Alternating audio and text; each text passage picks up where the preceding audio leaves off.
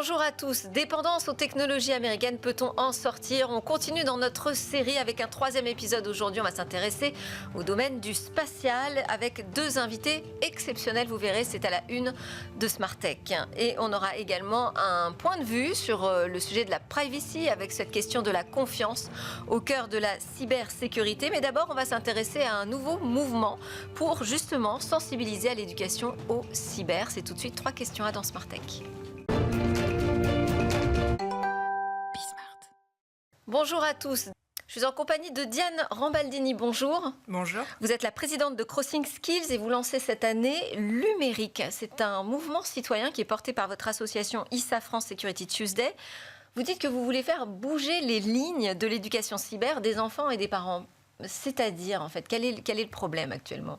Alors, je vais commencer par une petite question. Ah, c'est vous qui posez des questions? Exactement, Allez-y. on va renverser la tendance.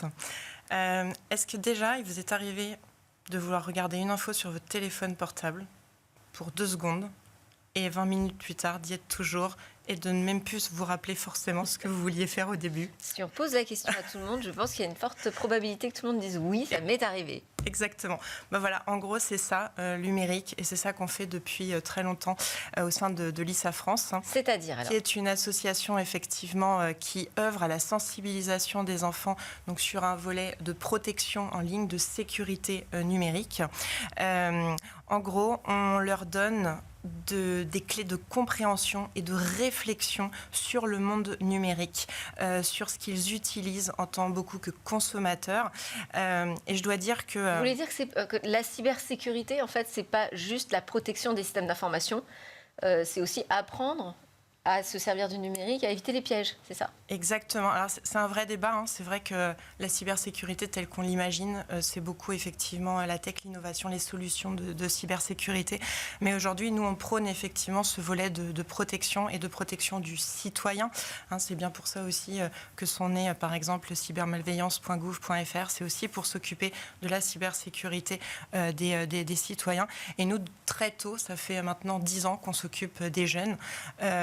Et je dois dire que la jeunesse de la chose, c'est qu'avec avec mon associé, donc Adi El-Khoury, quand on a lancé l'association et quand on a commencé à s'intéresser aux jeunes, eh bien, nous, vaillants, on est allés dans les établissements scolaires en parlant de cybersécurité, très fiers. Et puis, on a vu que ça rentrait par là, ça sortait par là, qu'il n'y avait pas... Il n'y avait pas d'écoute et on a essayé de comprendre pourquoi on passait complètement à côté. Et c'est là qu'on s'est rendu compte eh bien que finalement, il y avait un gros manque. Et ce manque, c'était une culture numérique. Tout bêtement, je vais vous donner un exemple qui nous avait beaucoup surpris à l'époque. Quand on demandait aux enfants, par exemple, tes réseaux sociaux, qui est derrière ? Alors, les enfants, c'est-à-dire quel âge? Alors, de 7 à même jusqu'au lycée. Hein. Donc, nous, on fait école primaire, collège et lycée. Et ils étaient incapables forcément de répondre. Ils disaient, c'est quelqu'un de sympa qui a créé les réseaux sociaux. Ou bien, c'est avec nos impôts qu'on paye les réseaux sociaux. Et là, on s'est dit, comment voulez-vous qu'ils se rendent compte des dangers et des risques numériques si déjà, ils n'ont pas cette culture, cette couche de culture numérique? Donc, c'est effectivement ce qu'on fait. Et grâce à ça, ça permet de beaucoup mieux appréhender après les discours de protection et de sécurité numérique. Comment vous comptez vous y prendre? Parce que là, vous m'avez apporté quelques exemples de petites bouclettes que vous avez distribuées, j'imagine, dans les écoles. Tout à fait. Donc, nous, on a 2 pôles dans le pôle éducation. On fait effectivement des ressources pédagogiques et les As du Web donc, sont notre première production qui remonte à 2018 avec, c'est notre best-seller puisqu'on a eu 2 millions d'exemplaires de distribuer à ce jour. Et donc, on a fait un manga, effectivement, Snake News, qui allie vraiment des sujets sur la désinformation et aussi l'hygiène numérique. Les As du Web, c'était vraiment pour les petits de 7 à 11 ans, leur faire découvrir ce monde-là. Donc, toujours en veillant à utiliser un langage qui va être compréhensible de ce public-là. Et puis, le dernier, Envie de cyber, qui est un livre beaucoup plus conséquent, qui est pour finalement les plus de 15 ans. où on retrouve effectivement un tas de... Ah oui, je l'ai déjà vu celui-ci. Voilà, un tas de sujets sur la protection, sur comment réagir. Avec Studirama, c'est ça? Oui, exactement. Ouais. Exactement. J'en ai entendu parler. Et alors là, quels sont vos objectifs très concrètement? Alors, à côté effectivement de ces ressources pédagogiques, nous, notre besoin, c'est d'aller rencontrer ce public de jeunes. Donc, depuis maintenant 6-7 ans, on fait des ateliers en établissement scolaire notamment. Et en gros, pour faire des ressources pédagogiques qui marchent, il faut déjà comprendre son public. Et ça, c'est vraiment notre force, c'est d'aller discuter avec ces jeunes-là. Et donc, aujourd'hui, on a mis en place un atelier totalement éprouvé sur la base de visuels qui marchent extrêmement bien, sans écran. Et on les fait réagir. On cherche à délier les langues et je dois dire que ça marche extrêmement bien. Donc, on a là un objectif, puisque pourquoi on s'appelle Lumérique aujourd'hui? Parce qu'on lance effectivement ce mouvement. On veut un passage à l'échelle, on veut cette bascule collective chez les citoyens. C'est-à-dire que une majorité de parents aujourd'hui soient conscients de tous ces risques. Pareil pour l'école qui déjà est quand même est très attentive à ces sujets. Merci beaucoup Diane Rambaldini d'avoir été avec nous et donc de faire la lumière sur ce numérique avec Lumérique. C'est l'heure de notre débat. On va parler d'autonomie technologique dans le spatial. Dépendance aux technologies américaines, peut-on en sortir? Troisième épisode aujourd'hui, on s'intéresse au secteur du spatial avec deux personnalités. Patrice Brudieu est à distance avec nous. Merci beaucoup d'être connecté. Bonjour. Bonjour. Vous êtes ingénieur, ancien élève de l'école polytechnique, docteur en astrophysique et puis 43 ans de carrière au service du spatial français et européen. Vous avez travaillé à des postes de direction au CNES, à l'ESA, également au sein de la DGA. Entre 2015 et 2020, vous avez été directeur du département en charge de la politique spatiale au ministère de l'Enseignement supérieur, de la Recherche et de l'Innovation. On va discuter ensemble de ce secteur que vous connaissez bien et de son évolution. Avec vous pour ce débat, Sylvain Bataillard est en plateau. Bonjour Sylvain. Bonjour. Merci beaucoup. Ingénieur aérospatial de formation, vous débutez votre carrière dans les systèmes complexes pour les secteurs de la défense, de l'aéronautique et du spatial, au sein du CEA, d'ATR, puis d'Ariane Group. Aujourd'hui, vous êtes le cofondateur et le directeur de la stratégie d'Hyperspace. Alors, c'est une société qui développe un micro-lanceur capable d'amener en orbite 250 kg de charge utile. C'est bien ça? Tout à fait, c'est bien ça. Une innovation d'ailleurs qui a été expertisée par la DGA, la Direction Générale de l'Armement, et l'ONERA. Et vous êtes soutenu financièrement par le CNES, l'Agence spatiale française, l'Agence spatiale européenne, la DGA et la région Nouvelle-Aquitaine. Voilà, j'ai promis des personnalités de haut vol dans ce débat. Vous pouvez constater que c'est le cas. Alors déjà, première question, quelle est la situation du spatial aujourd'hui en Europe selon vous? Dans le rapport Draghi, on insiste sur la perte de compétitivité de l'industrie spatiale européenne. Dans le rapport l'État, c'est sur le marché commun, on conclut un manque d'investissement privé dans le spatial. Alors est-ce que le spatial va si mal, Patrice? Bonjour tout le monde. Écoutez, oui et non. Le spatial français et le spatial européen, aujourd'hui, sont moins compétitifs sans doute. Il faut rappeler quand même que depuis le départ, il y a un facteur à peu près 6 de budget entre le budget américain spatial et le budget européen. En un problème d'investissement. En budget institutionnel, disons. Ouais. Les finances publiques données dans ce secteur. Avec un facteur 6, je trouve qu'on se débrouille très bien. Grâce en partie à la France, grâce maintenant à la Commission, qui est un nouvel acteur du spatial, un acteur important aux côtés de l'Agence spatiale européenne. On a quand même maintenu une certaine autonomie, même une réelle autonomie européenne. Moi, je peux donner quelques exemples. Les lanceurs. Alors aujourd'hui, on n'a que des gros lanceurs, Ariane 1 jusqu'à Ariane 6, Vega, qui est un lanceur moyen. On manque de lanceurs flexibles, on manque de petits lanceurs grâce à Hyperspace et peut-être d'autres. On aura bientôt, j'espère, et je les félicite chaudement, des petits lanceurs très réactifs.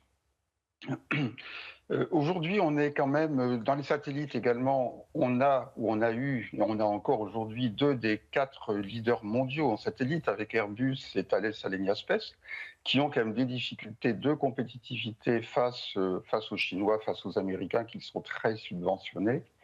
Mais on y arrive.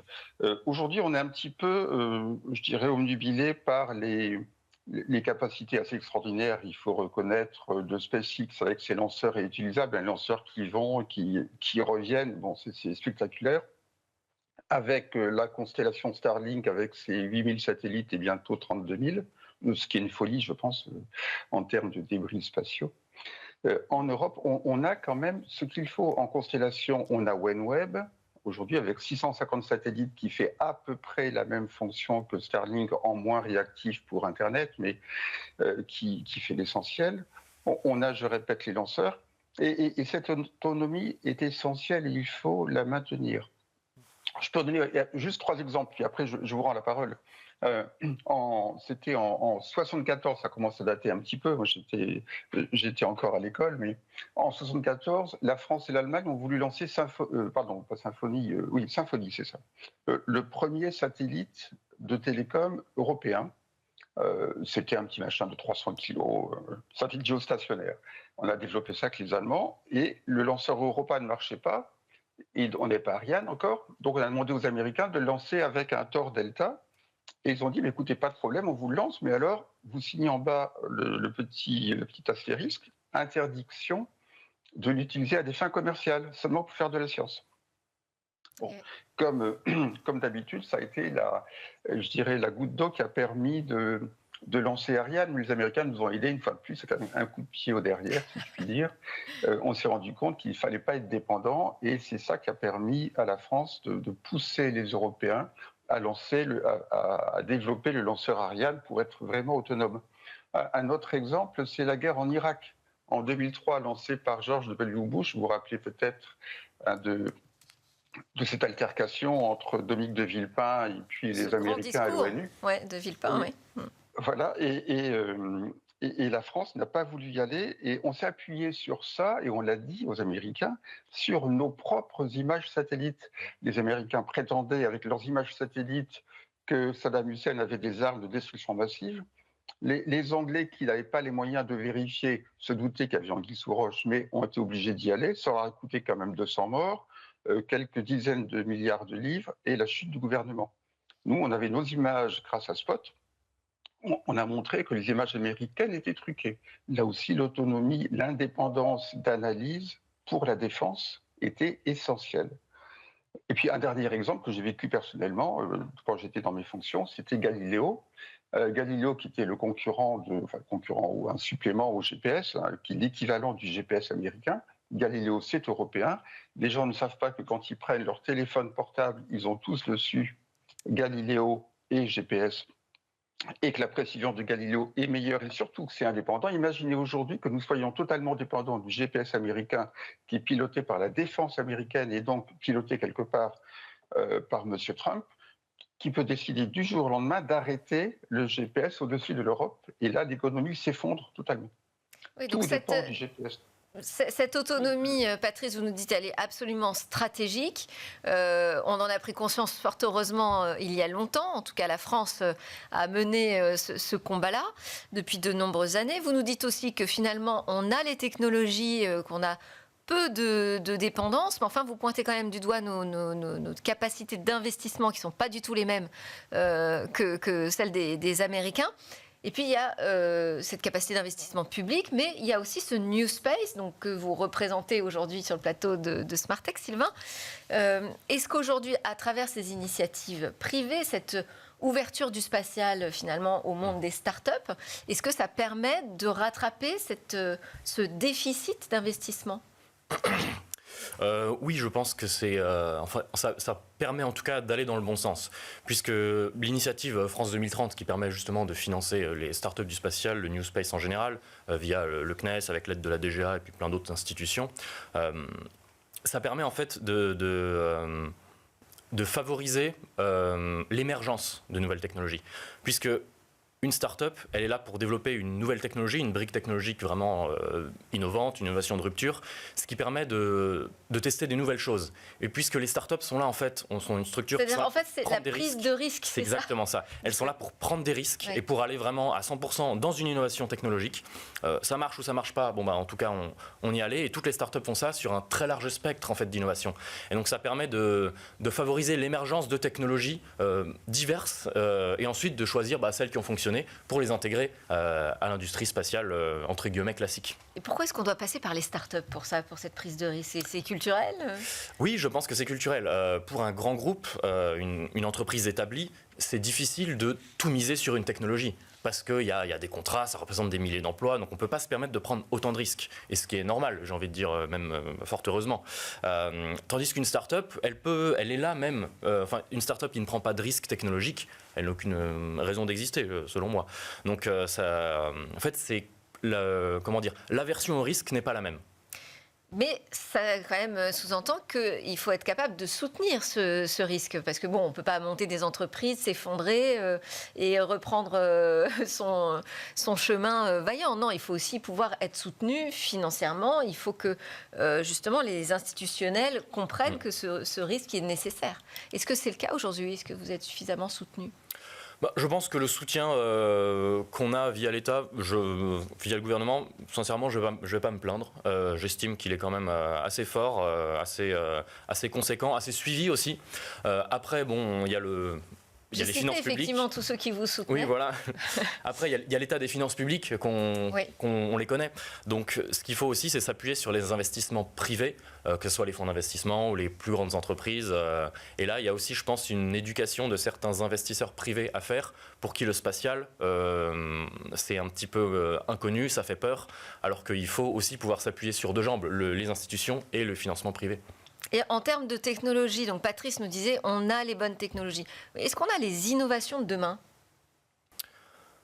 Je pense qu'on a parmi toutes les innovations... Est-ce qu'on est là où d'autres ne sont pas déjà dans le spatial? Est-ce qu'on peut se dire, oui, on peut dire qu'on a un coup d'avance?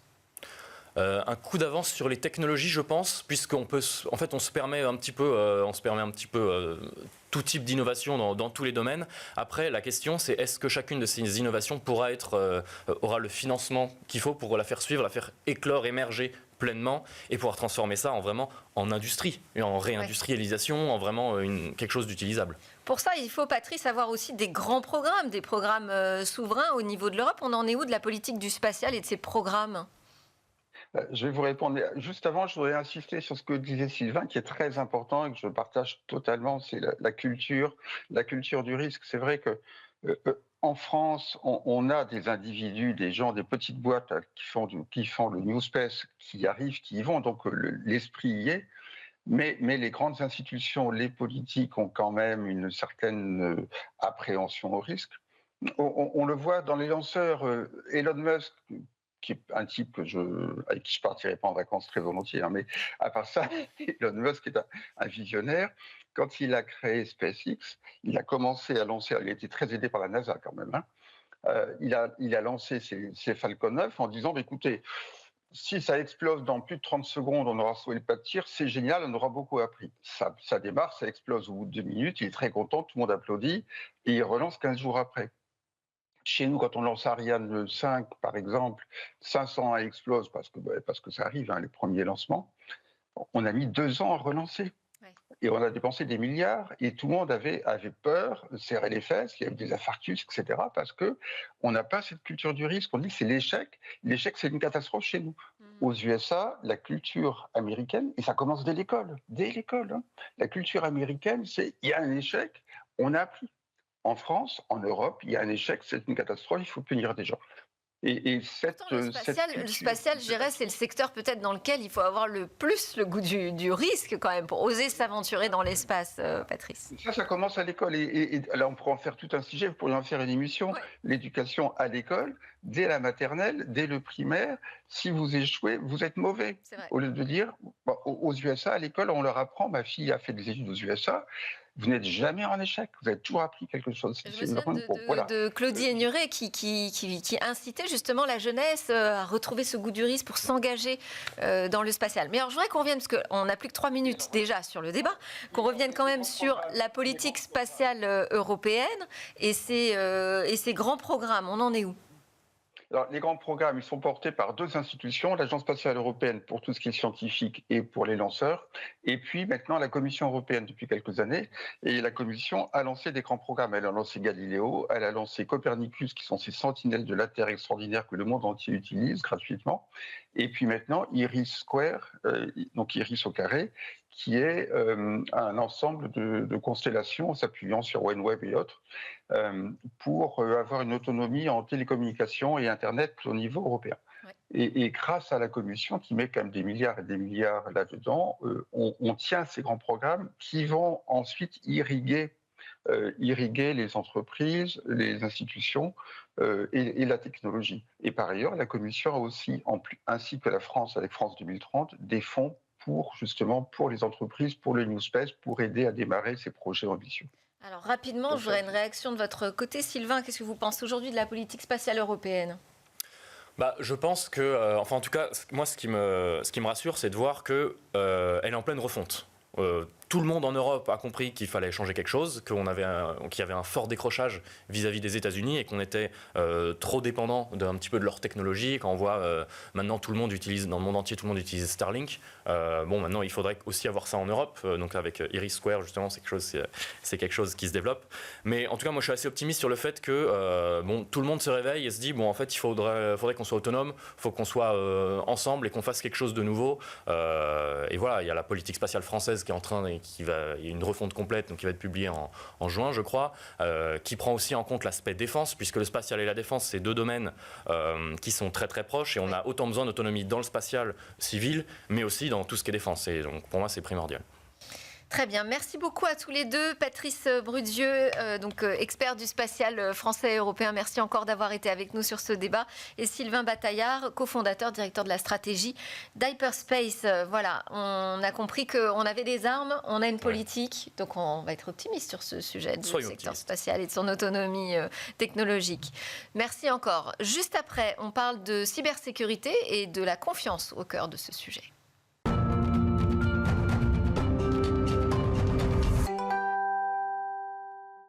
On termine cette édition avec Hervé Lejoin, advisor. Bonjour Hervé. Bonjour Delphine. Vous êtes donc de retour du forum InCyber 2025 qui s'est tenu à Lille. Le thème cette année, c'était le Zero Trust et la confiance. Tout à fait. La confiance a été un thème majeur en fait de cette conférence. Et quelle coïncidence en fait. Ce thème a été choisi il y a plusieurs mois et s'est avéré être en plein dans l'actualité. Et pour cause, le forum il s'est déroulé en fait au beau milieu d'un bras de fer engagé par le président des États-Unis avec une bonne partie du monde. Et même si, alors effectivement, il y a ce revirement d'hier sur les tarifs douaniers qui va probablement calmer la situation, il n'en demeure pas moins que cette période doit rester comme un marqueur de notre dépendance très forte à leurs sociétés et solutions technologiques, comme les GAFAM et autres géants de la tech américaine, et incluant bien entendu dans le domaine de la sécurité des acteurs comme Palo Alto Networks ou Fortinet, pour ne citer qu'eux. Alors oui, nous parlons de souveraineté depuis plus de 15 ans, surtout dans le numérique, car nous avons conscience de cette dépendance depuis longtemps. Mais comme un participant, c'était intéressant du salon me l'a dit, institutionnel en plus, nous vivions dans un confort certain avec des solutions américaines qui répondent à nos besoins, confiants que rien ne pourra altérer cette relation forte. Donc il n'y avait pas de raison de dépasser le stade de parole. Maintenant, c'est fini. Donc, c'était vraiment très, très clair. Et donc, ces événements géopolitiques, finalement, et c'était un peu le sens, ce qui ressortait, on sonnait comme un réveil brutal. Fini la confiance et le doute vient de s'inscrire pour une période significative. Et la notion de souveraineté, dans ce cas-là, reprend tout son sens. Concrètement aussi, il y avait des exemples. J'ai accompagné des sociétés, une délégation de sociétés irlandaises lors de cette conférence, et je les ai présentés à des sociétés, à des intégrateurs, à des grandes associations dans le domaine de la cybersécurité. Et indépendamment de leurs solutions respectives, les questions étaient toujours les mêmes. Votre siège est-il en Europe? Où sont vos données? Et ça, c'était des points absolument clés dans les discussions. Ouais, et vous regardez ça, il y a 6 mois, c'était pas du tout ça. Il y a encore 6 mois, c'était pas du tout ce cas-là. Oui. Bon, le réveil, peut-être un petit peu tardif, disons. Mais est-ce qu'il y a eu derrière cette prise de conscience, qu'il y a eu des propositions ? Alors, ce qui était intéressant, c'est qu'il y avait un nombre de délégations étrangères, à la fois européennes, africaines, asiatiques et nord-américaines, assez importantes, qui ont été représentées par de nombreux institutionnels, des ministres, des secrétaires d'État et autres.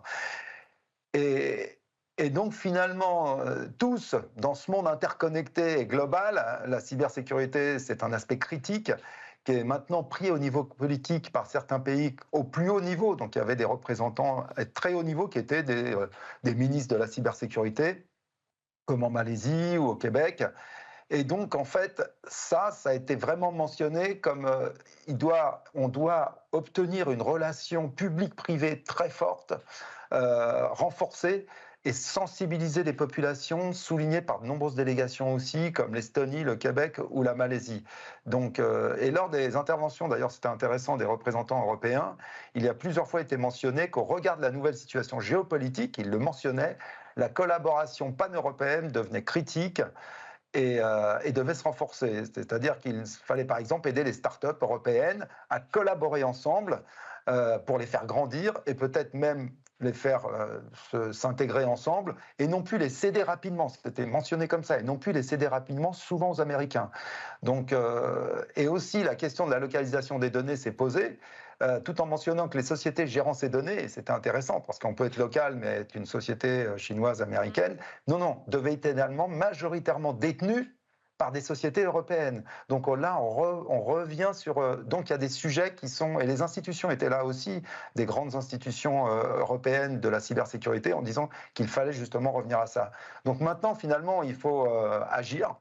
Oublier les querelles de chapelle intra-européennes, parce qu'il y en a toujours eu qui ont fait le jeu, en finale, des deux grandes puissances que sont les États-Unis et la Chine d'un point de vue technologique. Et par contre, c'est clair, et c'était dit, mais un petit peu moins, mais c'était quand même dit, il ne faut pas négliger un point. Si on dispose d'un terreau d'innovation qui est probablement unique au monde, il faut finalement, il faut du financement pour accompagner toutes ces innovations, et pas uniquement au début. L'Europe, de ce point de vue, on a un gros retard et on a un chantier colossal devant nous. Et ce n'est pas uniquement une question d'argent, c'est aussi une question d'état d'esprit par rapport au risque. Les Américains, on l'a vu, et même les Chinois, ils prennent énormément de risques, ils parient sur des choses qui ne sont pas forcément là tout de suite. Et donc tout cela a été mentionné et reconnu durant plusieurs interventions. Donc on voit bien quand même qu'il y a une volonté. Ouais, on vient juste d'en parler justement de la question du risque là, dans notre talk sur le spatial et l'autonomie stratégique. Est-ce qu'il y a eu d'autres événements particuliers sur ce salon qui vous ont marqué ? Bien entendu, et d'abord le Grand Prix de la Start-up, et là, entre guillemets, un cocorico, le Grand Prix de la Start-up 2025 est revenu à la société française Patrol.io, donc qui a été créée en 2020 et spécialisée dans la gestion de la surface d'attaque externe. Et donc, encore une fois, espérons que cette société grandira et restera européenne pour de nombreuses années. Aussi, j'ai participé, comme ces dernières années, au Trust and Safety Forum, qui est un événement à l'intérieur du Forum InCyber. Et celui-ci regroupe des entreprises, organisations et instances internationales impliquées dans la lutte contre toute forme de criminalité, de violence, de harcèlement, de fraude, de désinformation ou autres aspects sombres de l'Internet, malheureusement.